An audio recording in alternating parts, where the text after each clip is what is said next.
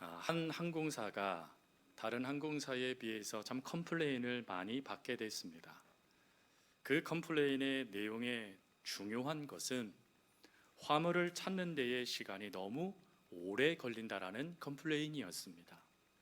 그래서 이 항공사는 고객의 불만을 해결하고자 많은 직원들을 투입하였고 또 시설을 확충하여 고객들의 불만을 해결하고자 노력을 합니다. 근데 그렇게 노력을 했음에도 불구하고 안타깝게도 고객의 불만은 여전했다라는 것입니다. 사람도 투입하고 또 시설도 확충하여 고객을 위해서 애를 썼지만 물거품이 된 것입니다. 그래서 고민하다 이 항공사는 전문가를 초빙하게 되어졌고 전문가를 통하여서 진단하고 어떻게 이 문제를 해결할지 요청을 드리게 됩니다.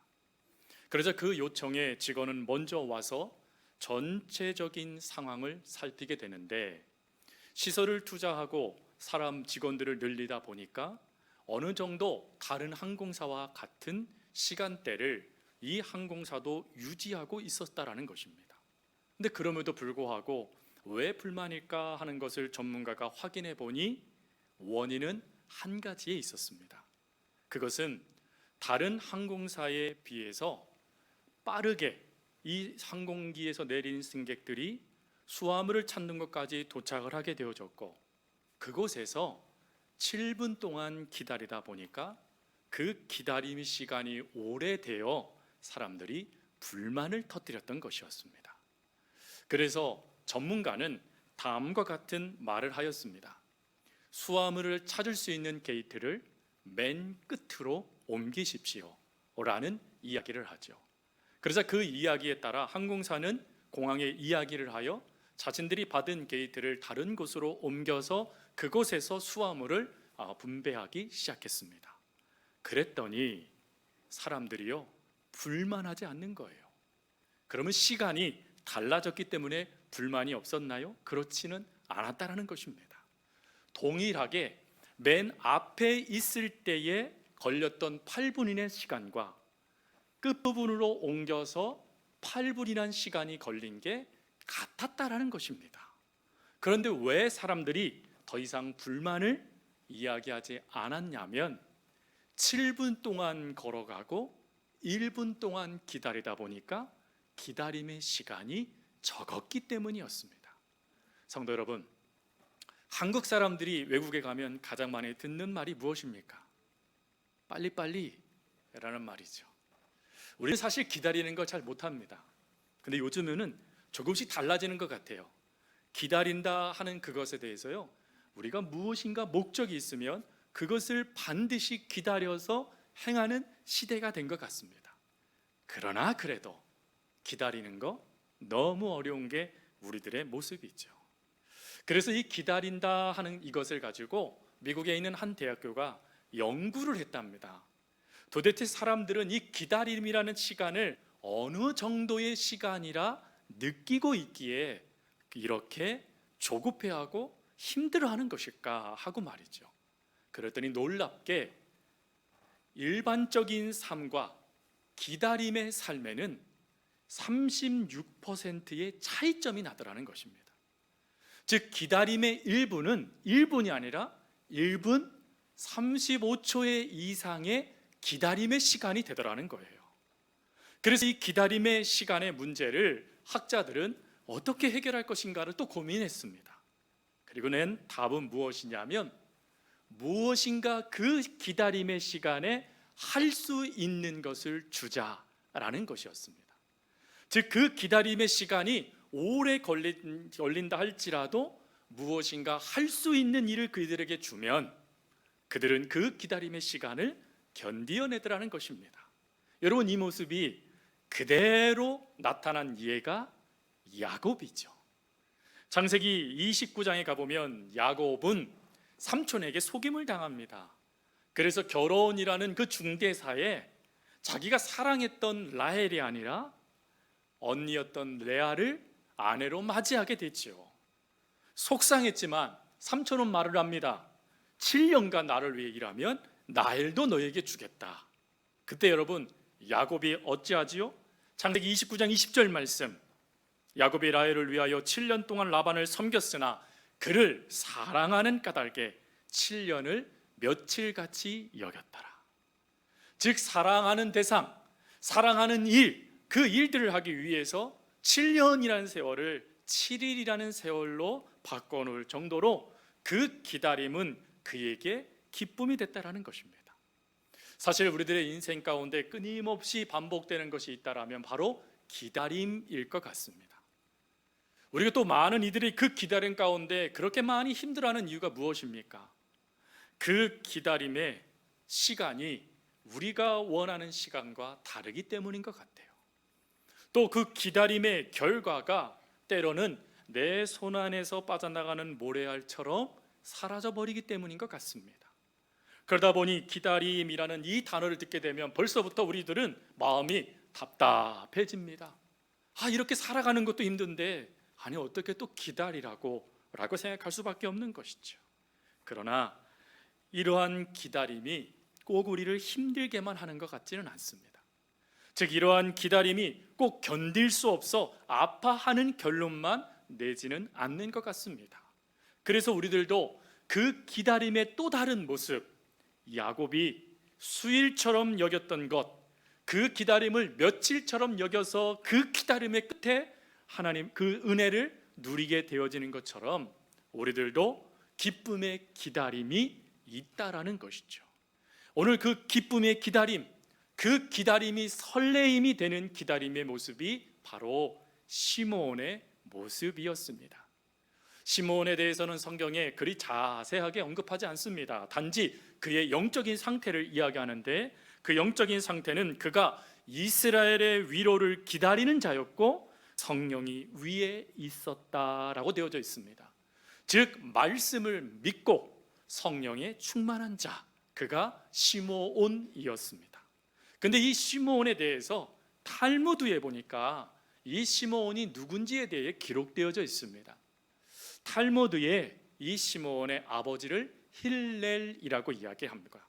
그리고 그의 아들이 여러분 사울이 바울이 되기 전에 그는 어디 학파 출신이었죠? 가말리엘 학파의 출신이었습니다. 바로 시므온의 아들이 가말리엘입니다. 여러분 아버지가 말씀을 연구하고 또 율법을 준수하면서 그 율법의 핵심이 메시아 구원자라는 걸 깨닫게 됩니다. 그래서 그 구원자를 위한 삶을 집중하게 되는데 그 아들도 마찬가지였다는 거예요. 그 아들도 아버지의 영향에 따라 최선을 다하여 말씀을 연구했고 율법을 준수하여 바리새인 중에 바리새인, 바리새인 중에 어른이라는 말을 듣는 존경받는 학자가 되어집니다. 그런데 다른 점은요, 아버지는 말씀, 율법을 연구하면서 메시아가 오셔야 이 율법에서 말하는 이 모든 것을 우리가 누릴 수 있다는 걸 발견하게 되지만 아들이었던 가말리엘은 율법만이 하나님을 기쁘시게 하는 거라 초점을 맞추며 예수님을 만나지 못하게 되었다는 것입니다. 아버지와 아들은 같은 율법에서 시작됐지만 한쪽은 그 율법 속에 하나님을 기다리는 믿음을 보였지만 한쪽은 그 율법 속의 기다림이 아닌 내가 할 일을 찾아갔다라는 것입니다. 여러분 이러한 모습이 우리 삶에도 나타나게 되지요. 그렇다면 우리의 인생이 기다림의 연속이고 또 우리가 때로는 기다리기도 하지만 기다리지 못하는 일들이 발생되는 삶이라면 어떻게 살아갈 때 그리스도인으로서 잘 기다리며 살았다라고 말할 수 있을까요? 즉 어떻게 살아가야 우리의 기다림이 힘듦의 기다림이 아니라 아멘의 기다림이 될 수 있을까요? 오늘 그것이 하나님께서 우리들에게 들려주고 싶어 하시는 말씀의 내용입니다. 첫 번째로는 기다림의 대상이 분명해야 한다라는 것입니다. 여러분 노벨 문학상을 탄 사무엘 베케티의 작품 중 아마 여러분들도 읽어보셨을 거예요. 고도를 기다리며라는 책이 있습니다. 이 고도를 기다리며라는 이 책에는 두 명의 늙은 광대를 소개시켜주고 그들을 통해 고도를 기다리는 내용들을 이야기를 합니다. 근데 이 이야기의 내용은 고도를 기다리다라는 내용보다는 고도로 대표되어지는 기다림의 대상들을 말하는 것입니다. 근데 그 결론은 무엇이냐면 어느 누구도 그 기다림의 모습을 인생 속에 누릴 수 없다라는 것입니다. 즉 내가 원하는 기다림을 어느 누구도 실제로 누릴 수는 없다라는 것을 이야기해 주고자 작가가 이 글을 쓴 거예요. 여러분, 이 모습이 그대로 이스라엘 백성들에게도 나타납니다. 예수님께서 오시기 전 이스라엘 백성들은 고도를 기다리고 있었습니다. 즉 자신들을 해방할 해방자를 기다리고 있었죠. 근데 그 기다림에 지치니까 이들은 그 기다림을 가말리엘처럼 내가 행하는 행동으로 바꾸고자 했습니다. 그래서 때로는 명예를 추구하고, 때로는 물질을 추구하고, 때로는 자유를 추구하고, 때로는 평화를 추구하면서 그것도 아니면 세상과 등지면서 자신의 기다림을 내가 해결하고자 애를 썼지요. 결론은요, 철저히 이들은 실패합니다. 그래서 예수님이 오시기 전에 이스라엘을 희망 없는 시대라고 말하는 것입니다. 즉 어느 누구도 자신의 기다림을 내가 해결하고자 달려들었지만 해결하지 못했다라는 것입니다. 그런데 이러한 시대 때 시므온은 달랐다라는 것입니다. 시므온은 비록 그의 기다림의 시간이 더덥다라고 느껴질 정도로 길다고 할지라도, 그리고 세상 사람들처럼 쉽게 포기하고 다른 길을 추구해 나아가라라는 유혹이 그에게 끊임없이 주어진다 할지라도, 그리고 자신이 품고 있는 이 기대감이 정말 무의미한 것이 아닐까라는 그런 생각이 드는 순간일지라도 그는 그 기다림을 멈추지 않았다라는 것입니다. 그러면 그가 그렇게 멈추지 않을 수 있었던 이유가 무엇이죠? 그것은 기다림의 대상은 그가 말하고 있는 이 땅의 삶이 아니라 이 땅을 구원할 구원자이신 예수님이셨기 때문에 그렇습니다. 즉 이 세상을 나의 기다림의 대상이 되는 게 아니라 하나님만이 나의 기다림이십니다라는 믿음 가운데 그는 예수님께 모든 초점을 맞추며 그 삶을 살았다라는 것을 말하는 것이에요. 이 삶을 살아낸 사람이 바로 다윗입니다. 여러분, 다윗은 참 희망 없는 삶을 살았지요. 그것도 젊었을 때부터 말입니다. 가족조차 그를 버렸습니다. 그리고 자신을 도와줬던 친구, 자신을 도와줬던 도움을 내민 손길을 내밀었던 사람들은 하나같이 죽임을 당했습니다. 그는 모든 것을 한순간에 잃어버리고 그리고 도망자의 신세, 역적의 삶을 살아야만 했습니다. 한마디로 기가 막힌 웅덩이와 수렁 가운데의 삶을 살아갔던 자가 다윗이었어요. 여러분, 이런 다윗에게 기대감이라는 것을 만약에 품는 시간이 있다면 어떤 기대감을 품었을까요? 하나님, 저는 기대합니다. 저를 왕으로 세워주십시오.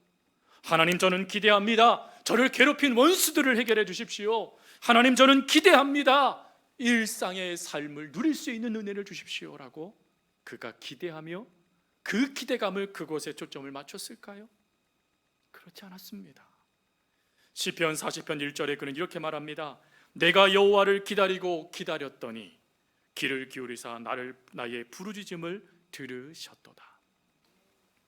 도무지 기다릴 수 없는 상황에 그는 기다림의 대상인 하나님만 바라봤다라는 거예요. 왜 그럴까요? 우리의 삶, 우리의 환경, 우리의 수많은 여건들, 여러분, 그거 사실 안타깝게도 우리가 바꿀 수 없어요. 우리가 바꿀 수도 없고 우리가 해결할 수도 없습니다. 그런데 이 모든 것을 해결해 주실 수 있는 분은 하나님이시기 때문에 그래요. 그 하나님을 다윗이 경험하고 그 하나님의 도움 가운데 살아남을 그가 끊임없이 체험하게 되니, 그렇구나, 내가 기대하고 기다릴 자가 있다라면 하나님 밖에는 없구나 하는 것이 깨달아졌다라는 것입니다. 그래서 그는 말합니다. 하나님, 나는 기다리고 기다리겠습니다 라고 말이죠.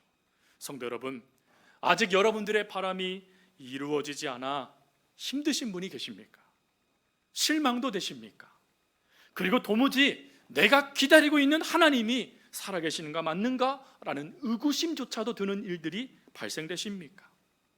그래도 하나님은 여러분들에게 말씀하세요. 나를 기다리라 라고 말이죠. 여러분, 이 모습에 예레미야는 이렇게 애가해서 고백했습니다. 사람이 여호와의 구원을 바라고 잠잠히 기다림이 좋도다. 무슨 말이죠? 여러분, 우리가 기다릴 수 있는 힘은 우리의 말에 있지 않다라는 거예요. 우리가 기다리며 하나님의 놀라운 역사에 그 기다림의 대상이신 하나님께 초점을 맞출 수 있는 힘은 우리에게 있지 않다라는 거예요. 시므온이 그가 온 평생 하나님께 자신의 기다림을 내어 맡길 수 있었던 힘은 성령이 그 위에 임하였더라.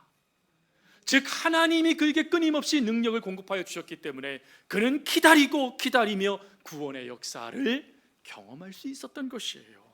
그러니 하나님이 말씀하신 거예요. 네가 나를 의지한다라면 그 믿음을 가지고 나를 바라보며 나아가라 라고 말이죠. 성도 여러분, 기다림 그 끝이 있습니다. 반드시 여러분들의 기다림에 하나님은 응답하십니다. 그러니 그것을 이루실 하나님을 온전한 믿음의 대상, 우리가 의지할 이로 삼고 나아가십시오. 하나님은 그 기다림의 시간이 헛되다 느끼지 않도록 역사해 주실 것입니다. 또한 두 번째, 그 기다림의 대상이 하나님이시다라는 것을 분명히 여러분 믿으셨다라면 두 번째, 그 기다림의 시간을 잘 보내십시오. 여러분, 오늘 시므온은 그가 믿음의 대상, 의지할 대상, 기다림의 대상이신 하나님을 분명히 믿는 믿음으로요 어떻게 살았다라고 성경은 이야기하냐면 그가 의롭고 경건한 자였다라고 이야기를 합니다. 여기서 이 의롭다라는 이 단어는 헬라어로 디카이오스라는 단어입니다. 이 디카이오스라는 단어는 하나님과 하나님의 법을 준수하다라는 뜻을 갖고 있어요. 이것을 쉽게 설명하면 하나님의 말씀에 순종하다라는 뜻입니다. 순종은 구호가 아니죠. 순종은 고백이 아닙니다. 순종은 삶입니다. 즉 시므온은 하나님을 위한 삶을 살았다라는 것입니다. 근데 이 하나님을 위한 삶을 살아가는 이 디카이오스라는 이 단어가 언제 쓰여지는 단어냐면 관계를 맺을 때 쓰여지는 단어입니다. 즉 하나님과의 관계가 올바로 세워진 자가 시므온이었다라는 거예요. 그리고 두 번째, 경건하다라는 이 단어, 여러분 경건이라는 단어 참 많이 듣잖아요. 근데 이 경건이라는 단어가 헬라어로 율라베스라는 단어인데 이 단어는 하나님을 경외하는 삶을 또 말하는 단어입니다. 경외라는 단어는 두 가지라고 말씀드렸죠. 하나님을 사랑하다, 하나님을 두려워하다라는 뜻이라고 말씀드렸어요. 이 모든 하나님을 위하여 살아가는 삶, 그게 경건입니다. 이것을 피워낸 것이 바로 시므온의 모습인데, 여러분 시므온이 살던 시대가 악하였다라고 이야기합니다. 그것에 하나님의 구원의 역사가 있어야지만 그들이 참된 샬롬의 복을 누릴 수 있는 시대라고 이야기합니다. 근데 그러한 시대에 비록 악이 가득하고 비록 사람들이 허무와 죽음을 노래하고 바르게 살아가지 못하여 내가 무엇인가 이루겠다라고 달려드는 그때의 시므온은 하나님께서 원하시는 삶에 집중하며 날마다 하나님이 무엇을 기뻐하시는가에 초점을 맞추며 삶을 살았다라는 것입니다.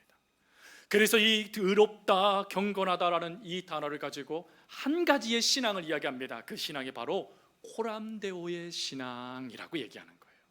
여러분, 코람데오라는 게 무엇이죠? 하나님이 앞에 계신 것처럼 이라는 뜻입니다. 즉 시므온은 내 앞에 누가 계시느냐, 지금 내 곁에 누가 계시느냐, 나와 함께 하시는 분이 누구시냐를 끊임없이 그가 되새김질했다라는 것입니다.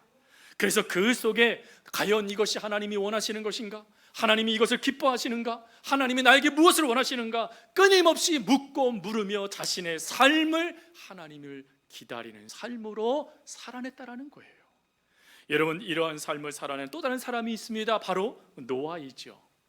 여러분, 하나님께서 노아의 시대를 이렇게 평가하십니다. 이 세상이 악하다라고 말이죠. 그래서 내가 이 세상을 진멸하겠다는 명령을 내리십니다. 그런데 진멸하시기 전에 하나님은 노아에게 뭐라고 말씀하시냐면 너는 방주를 지어라 명령을 내리세요.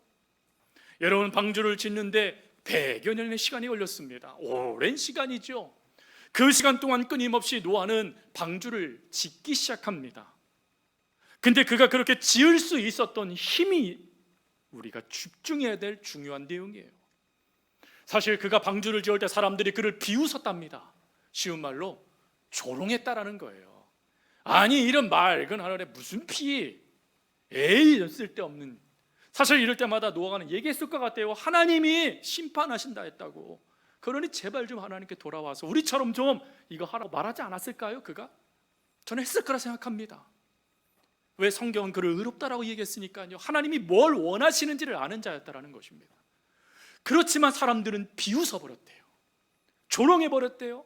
그리고 시간이 지났을 때 어떻게 됐을까요?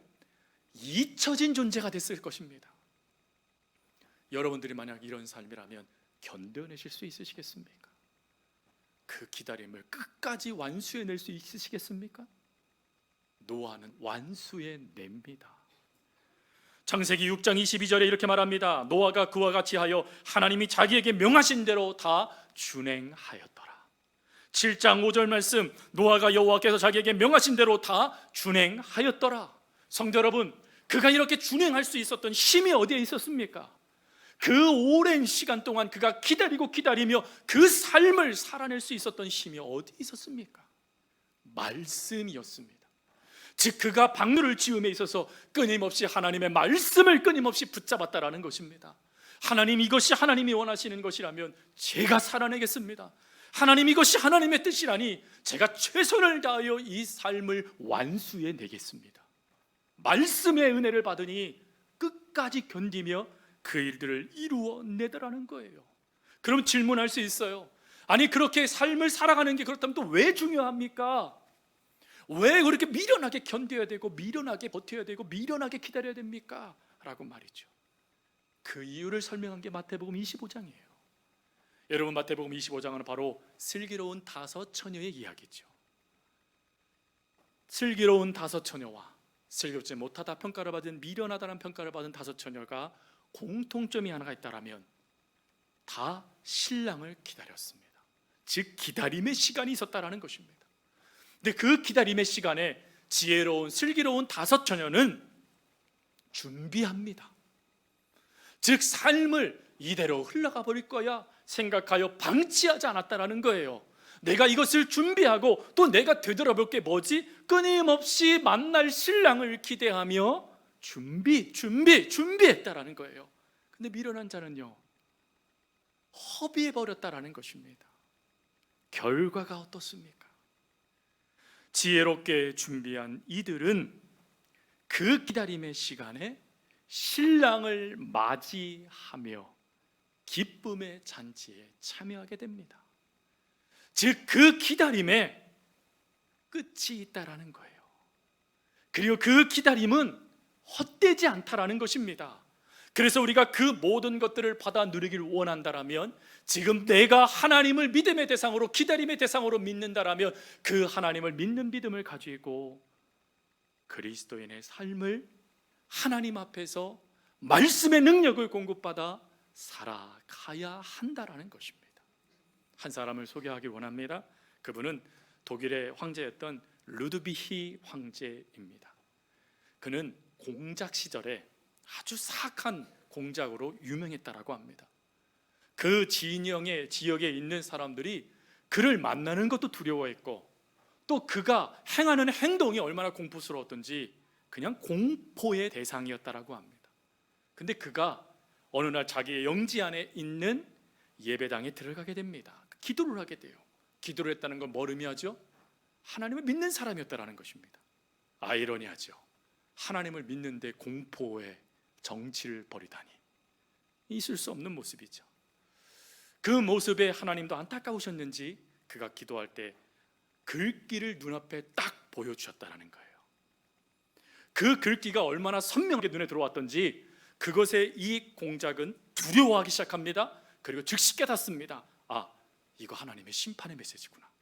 그런데 충격에 가셔서 그 충격이 채 가시기도 전에 이 문구가 기억나야 되는데 기억나는 것은 딱 두 단어밖에 없었다라는 거예요.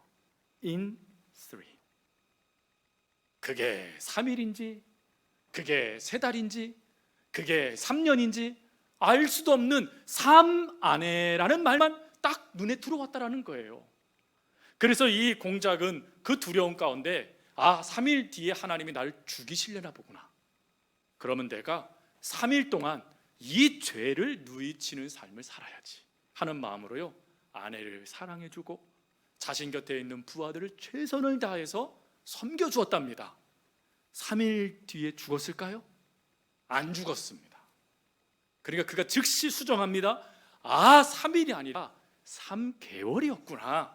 그러면 나는 이제 아내를 사랑하고 부하를 위해서 섬겨줬던 이것을 내 영지에 있는 백성들에게 확대해야지. 나 때문에 힘든 이들을 위해서 내가 사랑을 베풀어야지 하고 3개월 동안 열심히 살았답니다. 근데 열심히 살았는데 죽었을까요? 또 일화를 보니까 안 죽었답니다. 또 그가 수정을 합니다. 저는 그 글을 읽으면서 이런 생각이 들었습니다. 은혜 받는 자가 이런 자이다. 은혜 받는 자는 어찌하든지 간에 하나님이 바라시는 대로 반응한다 하는 걸 발견하게 됐어요. 그래서 그는 3개월도 아니라면 3년이라는 생각을 가지고요, 최선을 다하여 3년 동안 그 지역과 아내와 그리고 자신들의 부하를 섬겼답니다. 그랬더니요, 소문이 독일 전역으로 퍼지게 된 거예요. 그래서 3년 뒤에 그가 독일의 황제가 되어졌습니다. 그러면 그 3이라는 숫자는 그에게 저주의 숫자입니까? 복의 숫자입니까? 3년의 삶은 헛된 삶입니까? 복된 삶입니까? 복된 삶이죠. 성도 여러분, 우리는 그리스도인입니다. 하나님의 자녀들이죠. 저와 여러분들은 하나님의 자녀답게 살아가야 돼요. 그러기 위해서 혹 하나님이 여러분들에게 기다림의 시간을 허락하셨다면 그 기다림의 시간에 여러분들이 무엇을 하려고 나서지 마십시오.